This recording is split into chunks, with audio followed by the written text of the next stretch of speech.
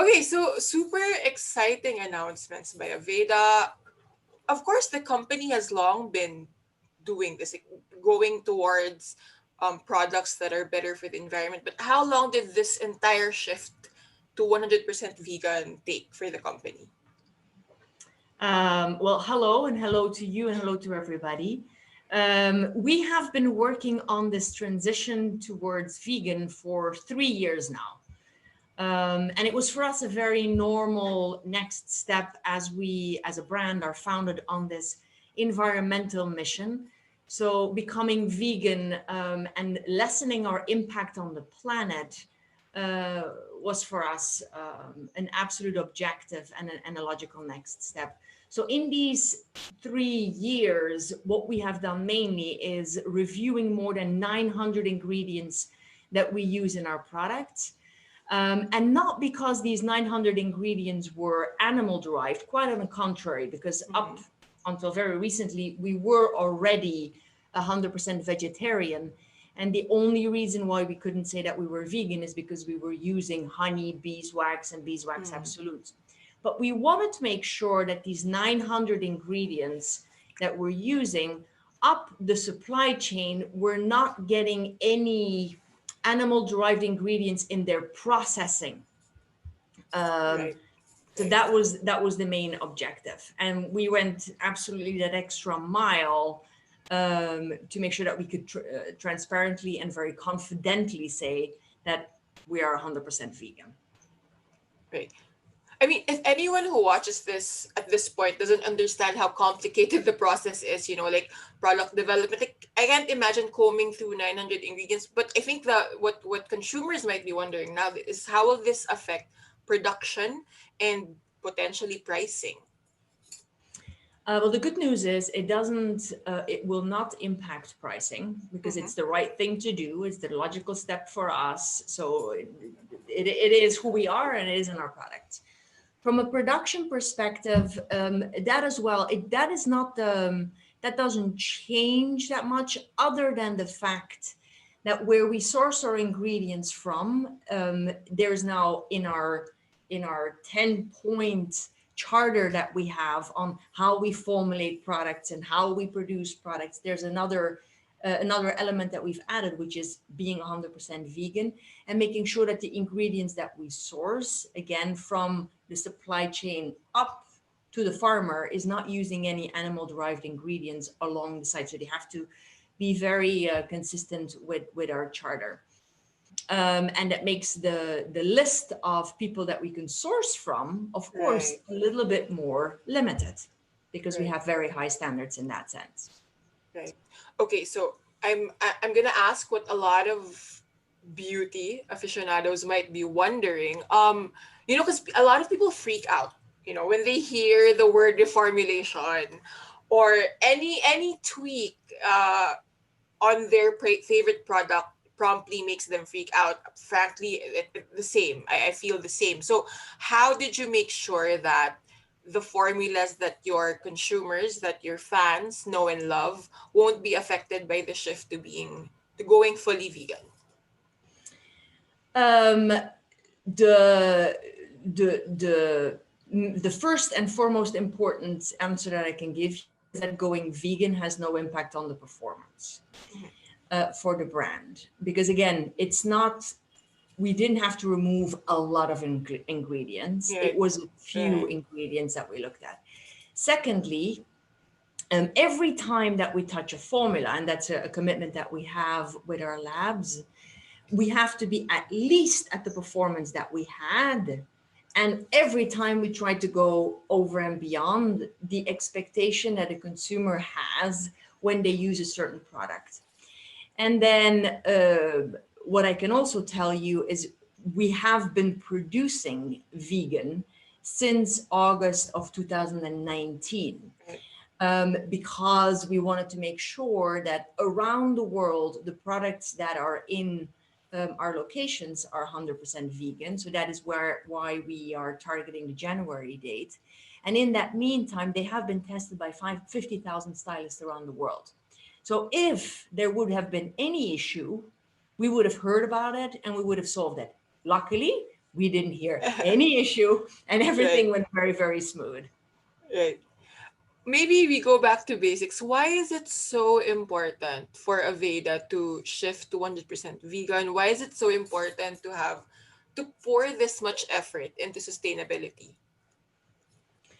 The brand was founded by a very, very special person. His name is Horst Rechelbacher, who was Thank you for pronouncing that for me. yeah, he was a very, very talented stylist, but also a very passionate environmentalist. And the brand was, in fact, founded on this belief that you do not have to compromise between performance and plant powered. You do not have to compromise between performance and doing good for the planet and the people that live on it. You do not have to compromise between being responsible and sustainable and being successful and profitable at the same time. This brand exists over 40 years with that promise, with that mission. And we have been extremely loyal, and I would say even more today than we've ever been, to that mission and to that no compromise philosophy. So going for the brand first, I'm going to answer it in that way, going that extra mile and continuously pushing the limits, and now Right. 100% vegan, and there's many more that will come after that, makes an enormous amount of sense within the DNA of the brand.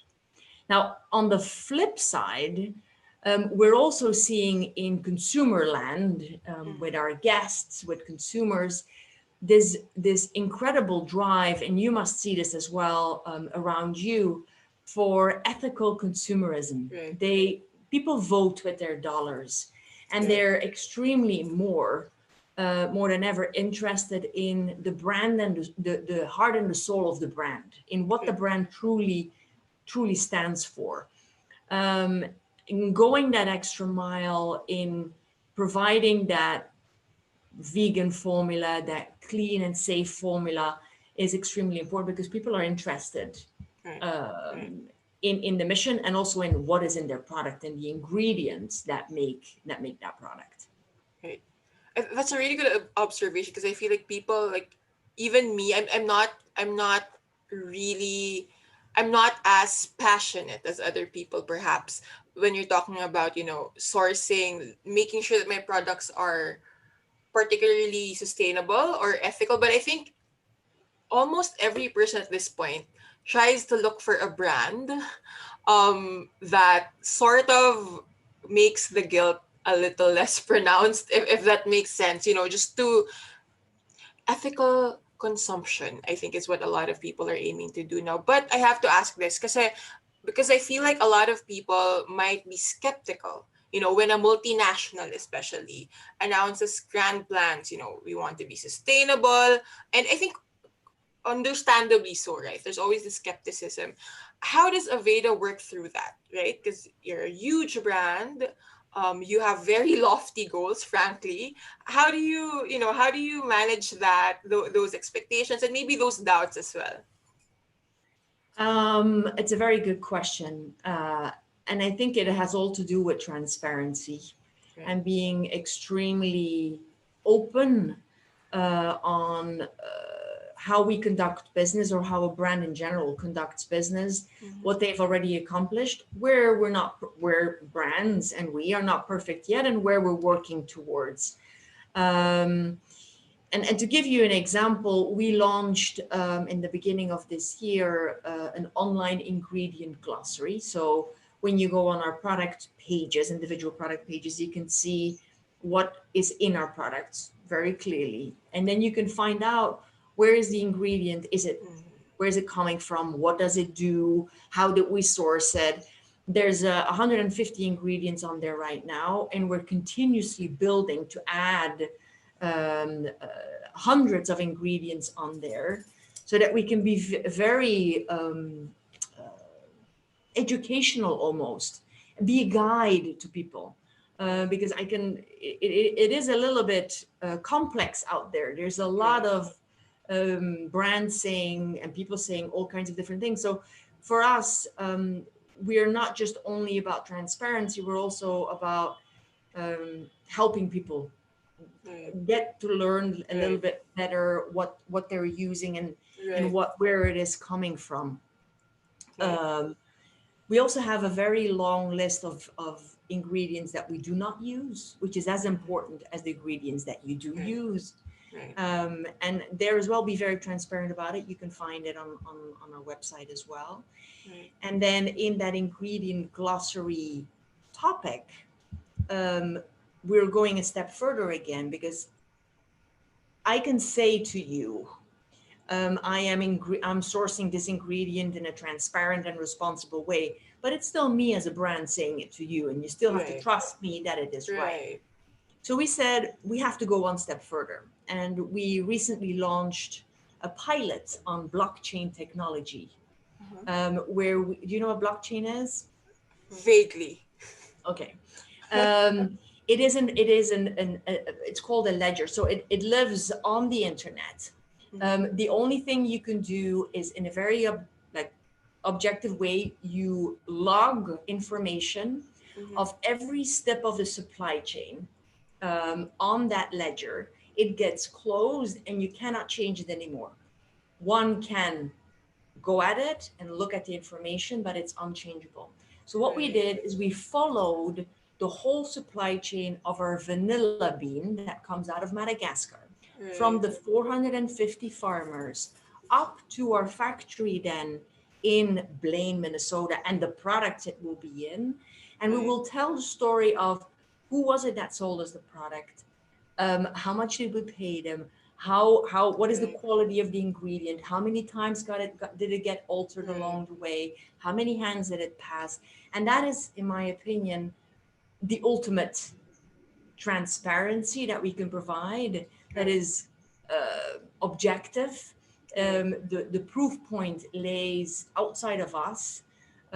It is not, you don't just have to take my word for it, you can absolutely check Right. that whole transparency idea. So that is, I think, transparency and storytelling and Mm-hmm. guiding people through the process and being that person that stands next to them is an Right.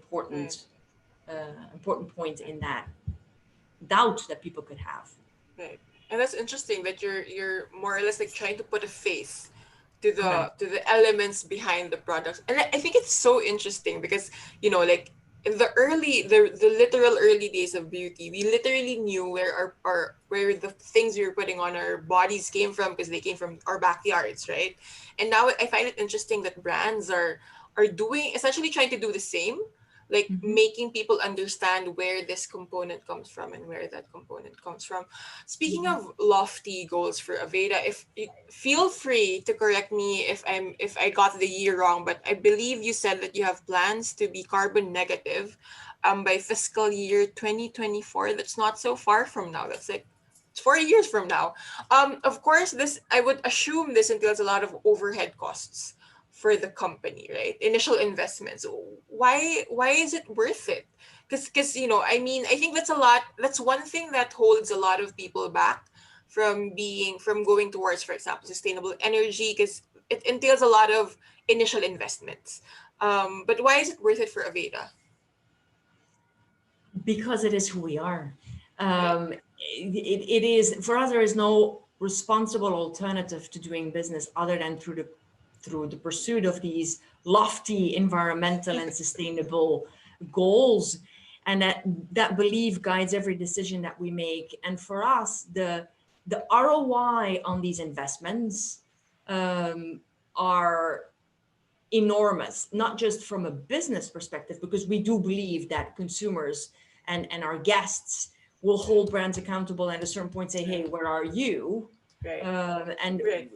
so that's one. But it's the ROI that it has on the planet, the ROI that it has on the home that we all live on today, is enormous. Now, it is not, Mm. we're not starting from scratch, which is also Right. important. We already in our manufacturing are using renewable energy. We are very clear on the energy that our third party manufacturers use. and we're helping them improve that, offset that. We are working on programs with our salons because it's not just us being carbon negative. It's going Right. to be Right. across against our ecosystem. How can we help Right. every single player to have a better impact on the Right. planet? And I think the future of beauty will be, and I correct myself, has to be sustainable because there's going to be rightly so, an explosion of Right. demand from people wanting to know what is in the products that we're putting on our Right. body, what's your footprint, how are Right. you affecting the environment, Right. how are you taking responsibility Right. as a company, Right. and I truly believe that that is as a brand, Aveda Right. specifically, but as a brand in general, a role that we have to play. Right. That must be very interesting for you because if I'm not mistaken, like just a few years back, people were mainly concerned about is what I'm putting on my body good for me? But I feel like the conversation is now extended into is this good for my community, and is this good for the global community? I mean, how does that feels from your perspective that there's this shift in consumers caring not just about themselves, but not just their own beauty, but I guess the beauty of everyone at large. It's funny because we, for a very long time, we say internally when we speak about our brand and our work, you have to know that every meeting we start with our citing our mission Right. as a brand of Aveda, which is all about environmental responsibility and sustainability. But we also say that one of the goals that we have is to give people the choice and the education um, to choose healthy, safe products and lifestyle choices that are good for themselves, for the three homes that they have on this planet. You have three homes: your body, Right. the people that you love, Right. and the planet that you live on. Right. So this, what you're expressing is completely right. Good for me to good for you to good for the planet. It's and I think it has in the last couple of months even increased in intensity and Right. in Exactly. awareness from people. And the fact that naively, and I can say that for myself because I'm very naive, I still believe that you can change the world. I can change the world. And if you and I join hands, we can change the world together. So the Right. Right. power of one and the Right. choices that you make, even if they're tiny, have big ripple effects for Right. you, for your people, for your family, your community, your people, and then for the planet. I'm so happy that people are voting with their dollars and that they're taking Right. that responsibility and seeing their impact. Right. Right. I mean, it's a ripple effect, exactly. Like one small, like these small things add up eventually, Yeah. and they could lead to something bigger. Okay, talking about little changes and big changes, one thing that really piqued my interest from your presentation a few weeks back was about January, and your own, like you kind of talked about your own shift to veganism. Like how okay, first of all, like how is the staff at the headquarters preparing for that? I would guess not everyone is vegan or is vegan yet. And why did you personally decide to shift to veganism? It's also a very good question. And indeed, our organization is, our teams are like, oof, this is a fantastic, first of all, January, I don't know if that's the same for you, but in January, a lot of people make new resolutions. Oh, of course. Everyone promises to eat healthier. Correct. So we thought that's the ideal moment exactly to join forces with January and give people not let people just make that resolution, but give them the tools to do that. Right. And by partnering with January as an organization, we get a lot of content that Right. we are playing with at this moment. It goes from partnerships that we can order food from. It goes from Mm. cooking classes. It goes from books. It goes from. So we're using our partner Veganuary to help our teams without fear to start to Right. dabble into the vegan world. Then we have also a few vegan people on our team that have volunteered to do weekly cooking classes for the Oh, that's team. so sweet. So we're doing that. We're also doing a book club. I think we're probably going to have several of them book clubs because our teams and our brand, we love learning. We believe that learning never stops, and that it's by learning that you push the boundaries. So in our teams, and I'm super proud of them, they're all extremely eager to learn and to learn from each other. Now, we're not asking everybody to go 100% vegan because some of them will, because people are preparing, which is very funny to hear. Like they're like, Barbara, we bought oat milk instead of milk. We are buying vegan cheese. We are so they're all exchanging their small but big Right. move in that direction.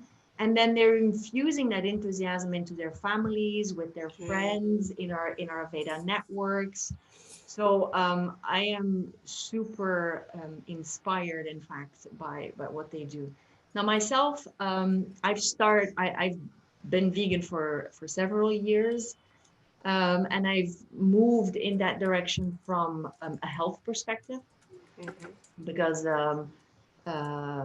we need a lot of energy to change the world, as you know. So to be able to do that, I felt 1,000% better as I dabbled into that vegan world, and it just sucked me in, and suddenly I was 100% vegan. And I also do it to limit my footprint on the earth and reduce greenhouse gas, and um, as much as I can, limit deforestation, and limit or protect animals as much as I can. So it's for those two reasons that I've become a vegan, and I'm proud to be a vegan. I think I even go a step further with my partner because he is plant-based, which Mm-hmm. means that he is truly cooking and eating in a whole foods way. So no processed foods, Right. nothing in that sense, which is one step further even, which is Right. fun to experience. Right. You honestly had me re-evaluating if I could try to go at least semi plant based, which is very hard if you're Filipino. We love our meat in the Philippines. But anyway, um, I like that you mentioned how in Aveda, like there's already this community that's growing specifically towards veganuary, like, and I think that only goes to show how shifting to more sustainable practices requires a community, right? Because it's not easy to go vegan alone, right? Like, example, like if you're in your family, if you're in your household, you're going vegan alone, that would be a nightmare, right? Because you have to adjust to everyone's eating habits. But which leads me to my question, which is, the beauty industry is such a behemoth globally. Mhm. um the community, I think a lot of brands are starting to go towards sustainability, flirt with sustainability. I think, well, you're one of the companies that have proven that it's possible to be both, obviously, to churn out good product, be sustainable, be profitable as well. But like, a lot of people are failing, a lot of companies are failing, or having our struggles. What concrete steps could they take, and what lessons can they learn from Aveda, um, if they do want to be in that conversation, in that community towards a more sustainable world of beauty? I think it's a journey. I think the journey is as important as the end objective. Right. And it can be overwhelming to look at all the things that you want to do, need to do as a company, that you really have to do to become more sustainable. But I think the most important thing is just to start, to take a step in Right. that world, to put an objective in front of you, and go for it. And then once you reach that, you just put the next one in front of you. There, there's no other way of doing business in the future, so just start. The other thing that I would say is educate yourself. As a company, as a team, this world is evolving so fast. There's so much new ideas coming up, so much new technology coming up that makes it easier. So if you can get educated, and you can jump on those newer technologies, to realize that objective that you have put out, I think that is another way. And then the third thing that I would say is hire advocates in your team. Have somebody that holds you accountable. Have somebody that says no. And that we have that in our team all the time. We have meetings where there's always somebody that says we can go further. We can go further. We can develop with a supplier a technology ourselves. We don't have to wait. So I think it's having somebody in your team that is the pioneer, holds accountable, infuses that culture, is another one that I would say is an important lesson that I've seen for our company and for the larger company that we belong to. Can I just, because I have, you mentioned before the power of one, and a story Right. came to mind that is maybe a nice anecdote for you to know. Our founder, Horst Dechelbacher, he always said, when you look at a snowflake on its own, Okay. it's very frail, it's very Right. fragile, it's beautiful, but on its own, it melts, Right. but it's beautiful. You know what happens when all of these snowflakes cling together and they come off a mountain. It's a force. It's a what they call an avalanche of snow that comes down and really makes an impact. And that's I think what we can do. Every individual one has a beautiful impact, has a beautiful could have a beautiful ripple effect. But if we all join forces together and we help each other through this process of sustainability and social responsibility and responsible sourcing, I think we can change this world, all of us together. So we have to help each other too. It's also a matter of like someone bringing those little acts together, I guess, or like finding a Yeah. way to funnel, I guess, that drive to be more mindful in consumption. I have just one last question. Um, about products specifically, what was the most difficult, I don't know if it's actually, I'm just realizing it might not be right to ask the difficult product, maybe an ingredient that was particularly difficult to replace in the shift to being 100% vegan. Yeah. So the three ingredients that we still used, and there were only three, was honey, beeswax, and beeswax absolute. And beeswax for us as well is was used in our lip products and in our styling products. So lipsticks use beeswax for product strength, for color payoff, and for smoothness. In styling products, we use beeswax to provide structure and then the ability to spread the product easily throughout the hair. So getting beeswax out was interesting. Was an interesting journey, and we could have said we're going from natural beeswax, which what we had, to a synthetic beeswax, as a lot of companies do, to be able to compensate for what we lost.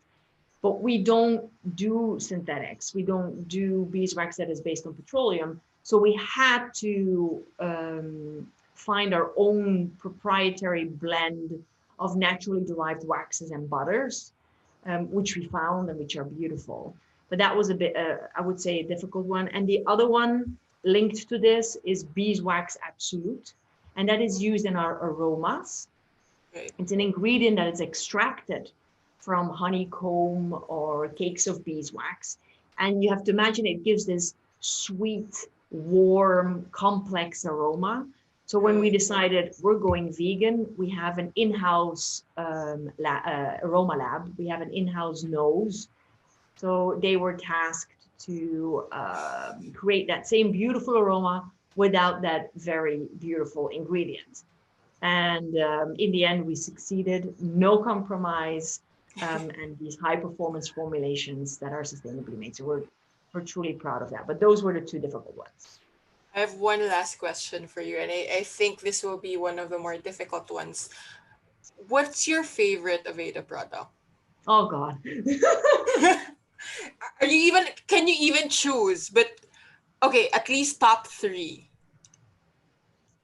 um, um, I have a few, but the ones that I can't live without now anymore is my NutriPlenish conditioner.